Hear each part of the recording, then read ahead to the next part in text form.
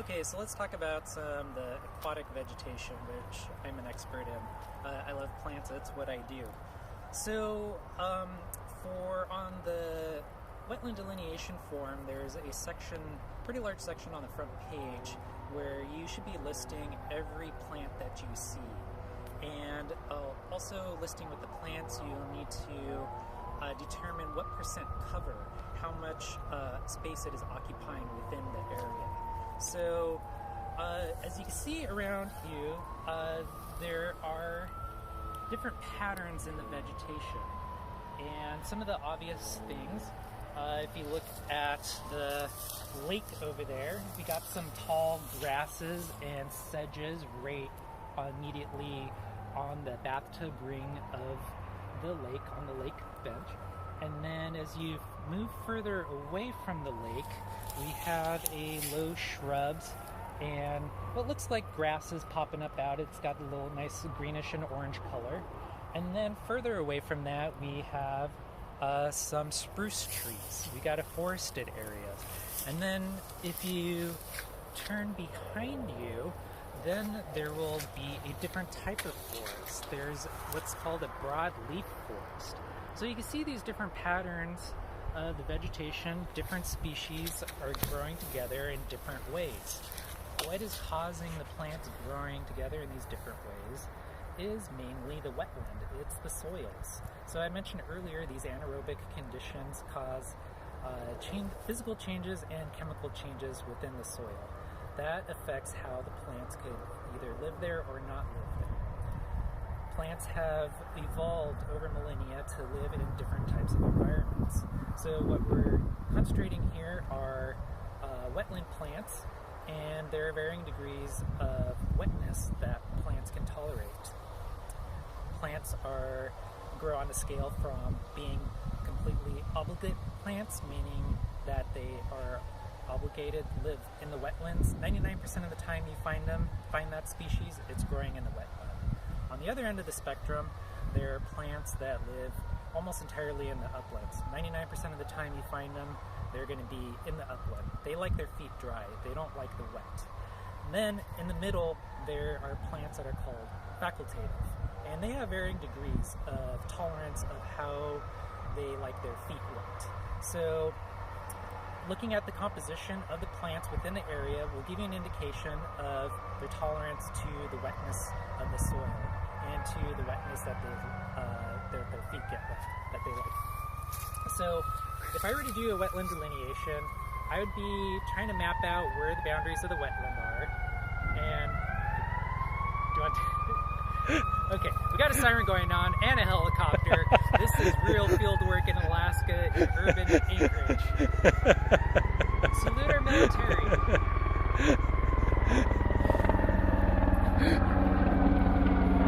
Okay, so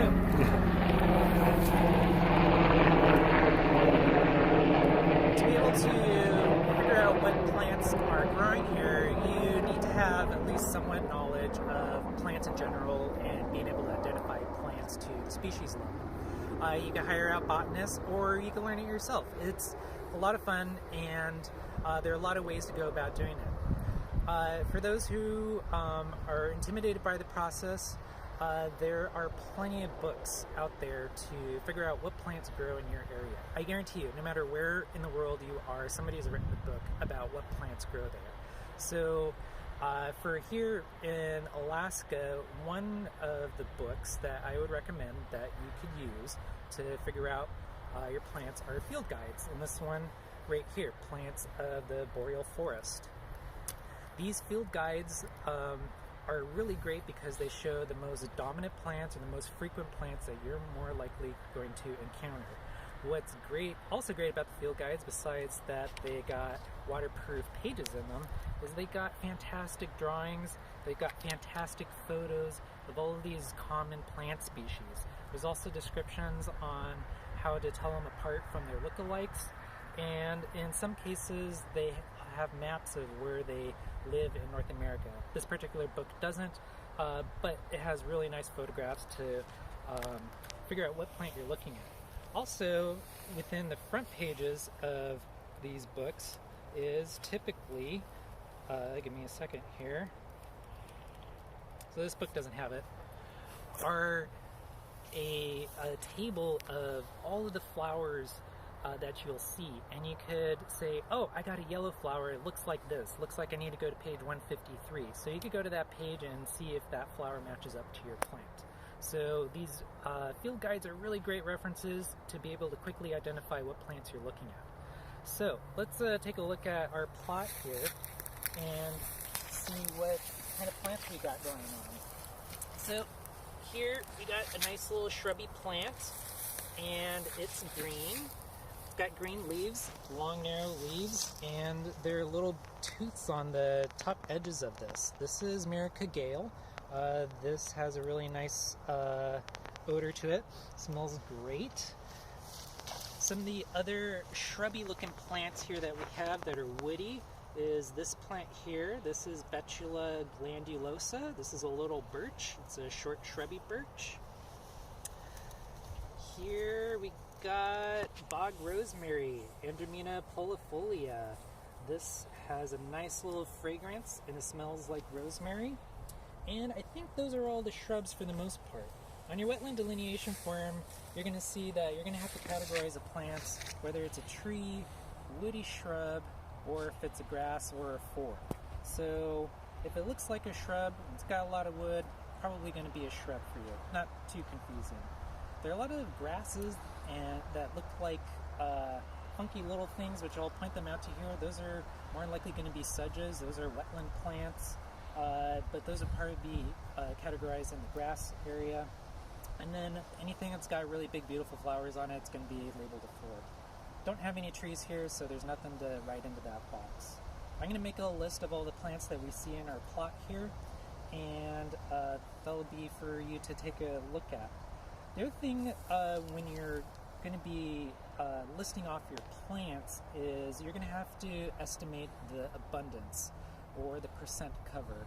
This is referring to how much space that plant is occupying in your grid. So if you take an overhead shot looking overhead at your plot, you just pick that one species that you're interested in. So I'm just picking this America Gale, and I'm going to estimate percent cover, how much space it's occupying. So the easiest way to do that is to look at your grid and mentally take a half section of it. So half of your grid is 50% cover. So you have to mentally pick up your plant and shove it into that area and ask yourself, does it occupy more than 50% or under 50% of that space? So looking at my professional opinion, looking at this, it's occupying less than 50% of that space. Next question, now divide that 50% in half. Is it occupying less than or more than 25% of space in your plot? In my opinion here, it's occupying just at about 25%. So I would write 25% cover on my form. Some of these other plants here, these sedges here, are going to be a lot more tricky. They're tall and skinny. You just have to mentally pick them up and shove them in the corner and estimate how much space that they're taking up. And try to do this at the 5% scale. So is it taking up 5%, 10%, 15%? That's a little too hard for you. Go higher and go into the 10% rounding area. It's a little bit, it's slightly biased in a way, looking at this ocular estimation. There are other methods for determining absolute percent cover, but this is a really good, quick, easy way that is really consistent between people in figuring out percent cover and dominance of the plants. The last thing that you have to do once you have your list of plants is look up in a table that you're going to be provided, and that table will tell you how wet does that plant like its feet, whether it's obligate or if it's a wetland or upland or if it's facultative. So you'll write that down onto your data sheet, and then there will be a final computation. It's pretty easy. It's written on the data sheet on how to figure out that percentage to determine if the dominant amount of plants in your study area are wetland or wild. And we'll give you that data sheet so as an example.